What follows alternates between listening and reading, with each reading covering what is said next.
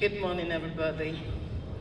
The chairman of today's briefing session, Professor Steve Seriake, respected royal fathers, honorable commissioners, caretaker committee chairmen of our 8 government areas, heads of agencies, the press, distinguished ladies and gentlemen, distinguished guests that have been in this process for the past 10 days.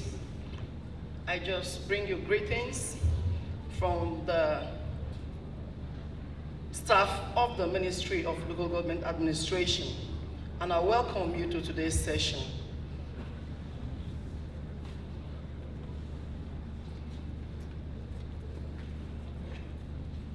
I'll be very brief. I know I have limited time. I want to thank the drama troupe for an effective representation of what we have hitherto experienced in a couple of months and years in the Ministry of Local Governments in trying to ensure that we comply to policy direction of government as far as it concerns the councils. I will start by telling us the vision of this ministry. Our principal assignment is to ensure financial and administrative stability at the local governments in a manner that guarantees even rural development and makes life better for our people. Our mission statement: to strengthen the capacity of the local governments on effective service delivery through appropriate monitoring, supervision, and control. Our strategy: pursuant to the attainment of the vision and the mission, the ministry is strategically structured into 7 departments, namely local government, capital projects, crafts development, fire service, planning, research and statistics, finance and supplies, and human resource management. The mandate of the ministry is exercised through the various activities of these departments. The strength of the Restoration Administration, under the able leadership of His Excellency, Governor Henry Seriake Dickson, is the unprecedented teamwork, prudence, transparency, and accountability in resource management. In order to replicate this culture at the local government level and bring discipline to the finances and general administration of local government areas, the ministry collaborated with C4 to provide trainings aimed at strengthening local government inspectors' capacity on general inspection of books of accounts and financial reporting. Resumption of regular local government financial inspection exercises. Resumption of adult audit exercises in collaboration with the Office of the Auditor General of Local Government. Issuance of appropriate financial and administrative guidelines from time to time. Why the reforms? You can see with the drama piece we have just watched, so much has happened. These reforms are total and statewide, and also goes right to the grassroots. The administration of the local government councils in Bayelsa State is confronted with several contemporary challenges. Such maladies are the uncontrolled recruitment of employees over the years, employment substitution. You saw the case of the mother and the girl and the mother who took over the post of the mother in the council, ghost workers, age declaration fraud, double employment, amongst others with resultant high personnel costs. Consequently, most of the councils in the state are persistently unable to meet their monthly salary obligations and are frequently bailed out with augmentation from the state government. Funding of legacy infrastructure and other development projects became a rarity. Prior to the inception of this administration in 2012, the inspectorate unit of the ministry had been docile and non-functional. In order to correct these abnormalities, the state governor ordered a series of staff verification and audit exercises. Impact of the reforms: reduction in council's wage bills. For instance, as at December 2015, the wage bills for the 8 local governments was at 1,389 million as at December 2015. And as at December 2015, no teacher was being owed in this state. This figure was reduced to 1,322 million naira in April 2016. In July 2017, it was 1,189 million naira. And as at December 2017, the wage bill stood at 1,101 million naira. It currently stands at 945 million. This indeed is remarkable, as more funds will now be available for capital projects and other incidentals that could impact lives and encourage diversification of the local economy. This explains why a number of local governments could embark on rural development and life-changing projects at our various communities. Now, those figures I just gave are the monthly wage bill of all the 8 councils put together. I want to give us a figure, not represented in the slide, but for the month of January, for example, 2017, the inflow from the central bank, that is from the federation account passing to the central bank to the accounts of local governments, the 8 LJs put together, was 960 million naira. So if you have a wage bill that is over 1 billion naira, and you have an inflow of just 960 million, that is for the month of January 2016.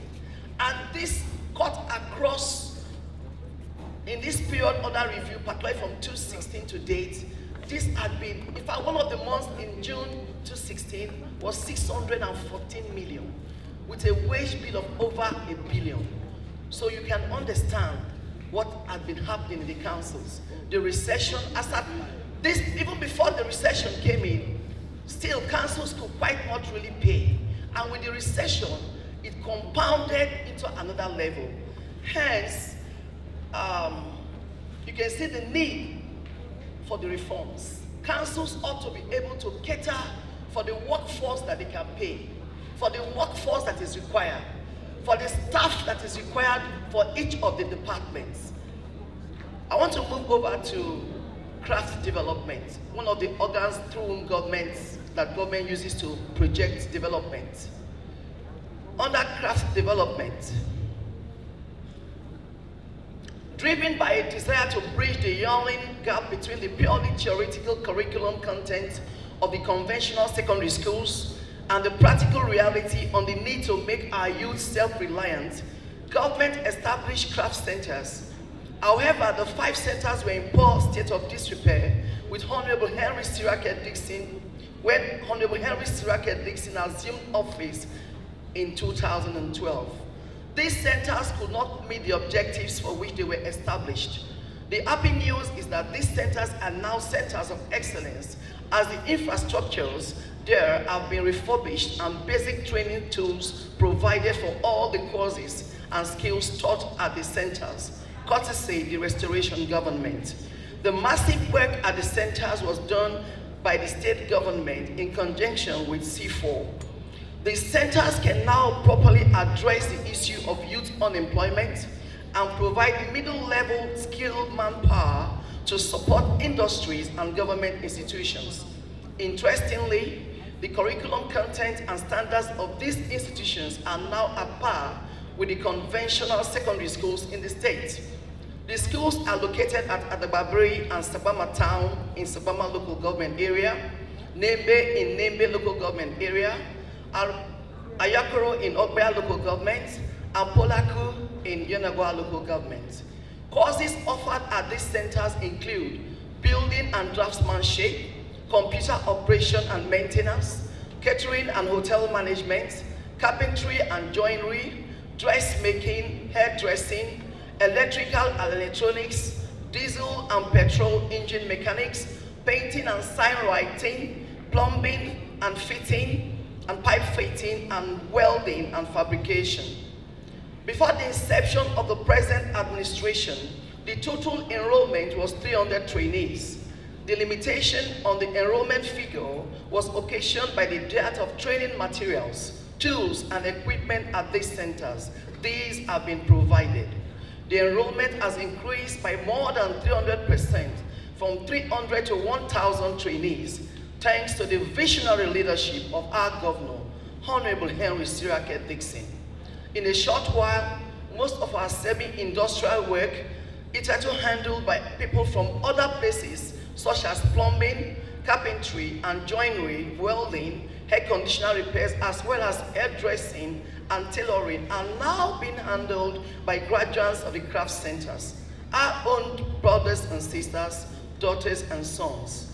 Other projects executed by the state government in collaboration with C4 at these centers include the following: concrete walkway, Ayakoro, where before and after; completed concrete walkway, Ayakoro Crafts Development Center; hostel renovation, Ayakoro Crafts Development Center, before and after; construction and installation of ICT lab, Nembe Crafts Development Center; construction and equipping of dressmaking department, Nembe Crafts Development Center; construction of concrete walkway at Adababri Crafts Center; concrete walkway, Polaku Crafts Development Center; supply of 20 kVA generator, Polaku Crafts Development Center; renovation of workshop block at Sabama Crafts Development Center, before and after; provision of school buses at Polaku and Sabama Crafts Development Centers; extension of workshop building, Polaku Crafts Development Center;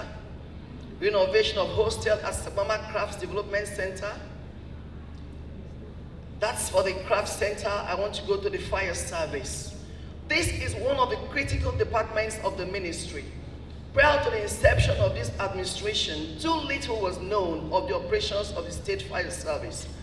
With a stronger commitment to deliver on campaign promises, this department has been accorded the attention that it deserves by His Excellency, the Executive Governor of the state. Recently, the office block housing the fire service headquarters in Igwa was renovated and the entire premises upgraded to ensure a conducive working environment, and work is equally still ongoing. And that is a picture of the newly upgraded fire service. We have changed the roof and many work is ongoing. You see the pillars or something under the fire bay. Budgetary provision in the 2018 appropriation is currently before the State House of Assembly for the construction of a standard firefighting station at Upolu and mini firefighting stations at the 3 senatorial districts.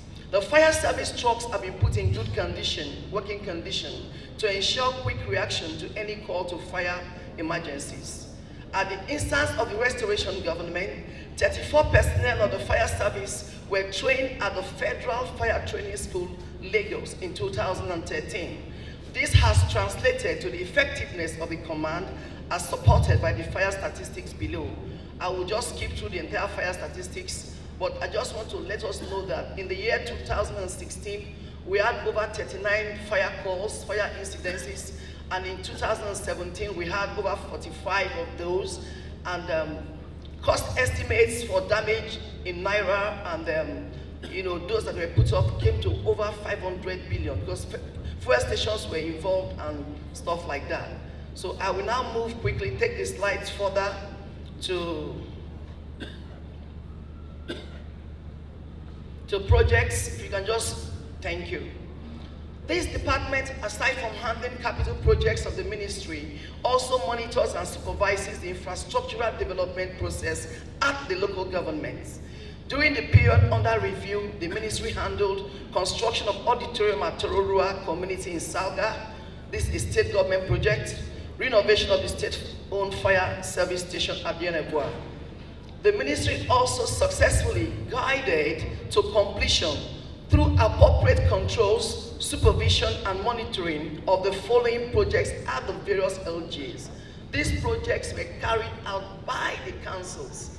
The ministry in no way had no hand in any of them, but through appropriate supervision, because we are in an era where we don't want any projects to be abandoned, not in this restoration government, and we are toeing and queuing into the policies of the state government.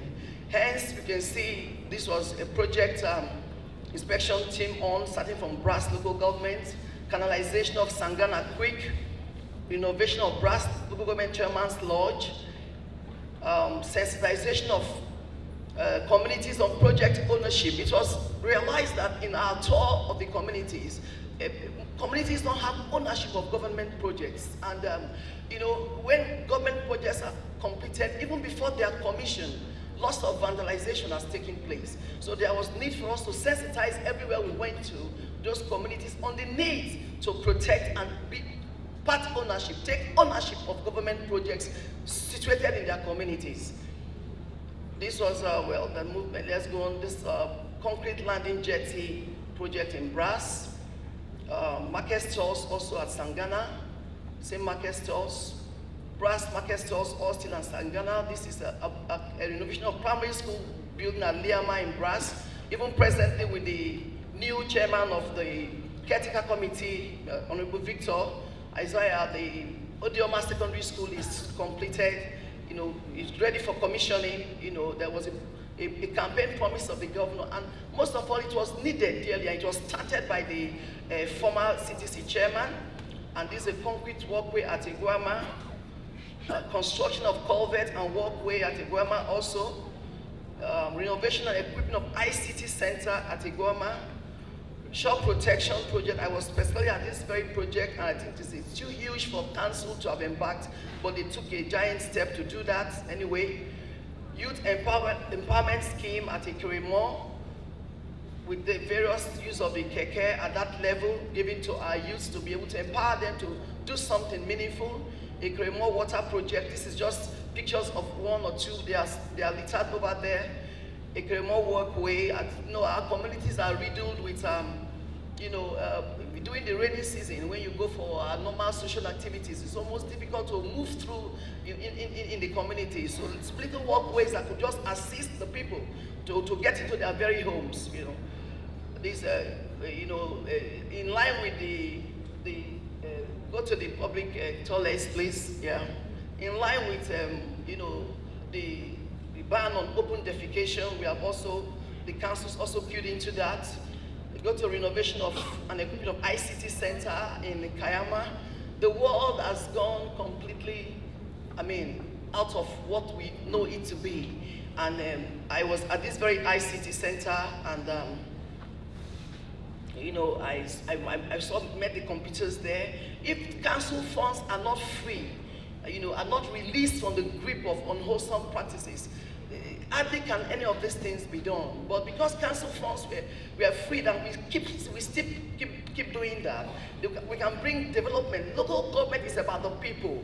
It's about bringing governance to the grassroots. It's about ensuring that the people at that level enjoy the benefits of democracy.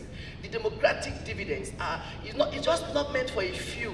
It's meant for the entirety of the community. Okay, go over to the shops in Kayama. And one thing I noticed also, the chairman did not just abandon projects of previous chairmen. They took over most of the projects that their funds could carry. They took over from there in the course of, that's where I am right now.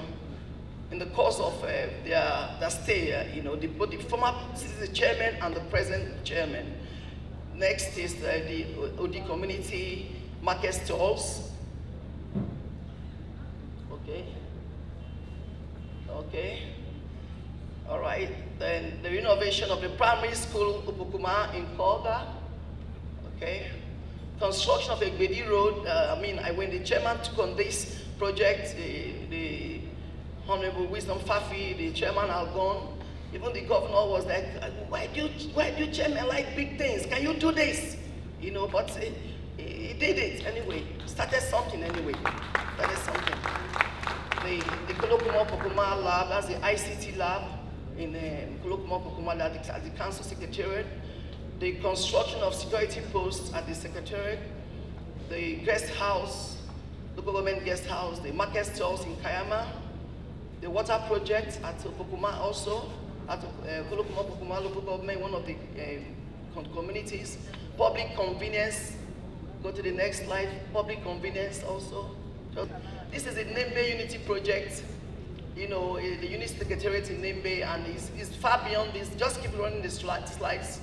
The Chairman's Lodge in Nembe, just keep running. The Nembe Old Secretariat building, our children are being catered for at the local levels. This is the construction of a walkway to the Palace of the Unegwa. I think it's a chief. Jokojo Streets. Okay, just keep rolling. Water projects at Opolo Unegwa, keep rolling. Reinforced concrete road in Biopolo. Reinforced concrete road, same. Thank you. Let me just round up on public awareness.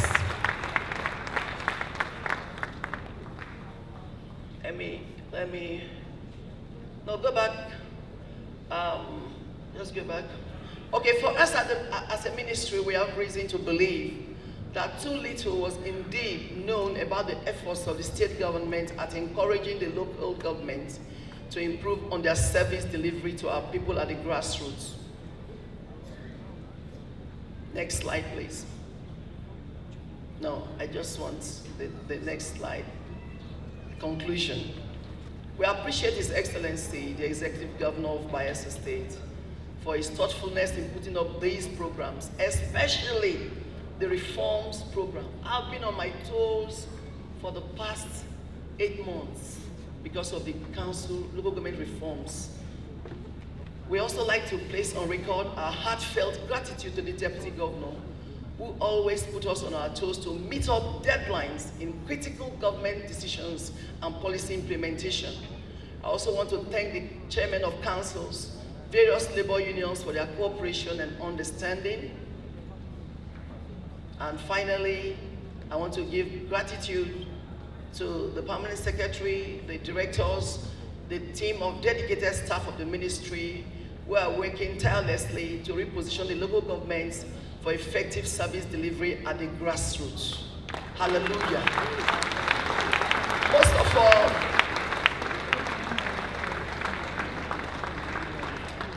before I round up, I just want to thank the governor for giving me the opportunity to entrust this public trust, because a public office is a public trust. And I want to say that also, okay, thank you. This is the first edition. We have a second one too. We have some magazines they will be made available to be able to report the activities of the councils. It seemed right to, have document our information in a way. You say write the vision down, so that either reads it will run with the vision.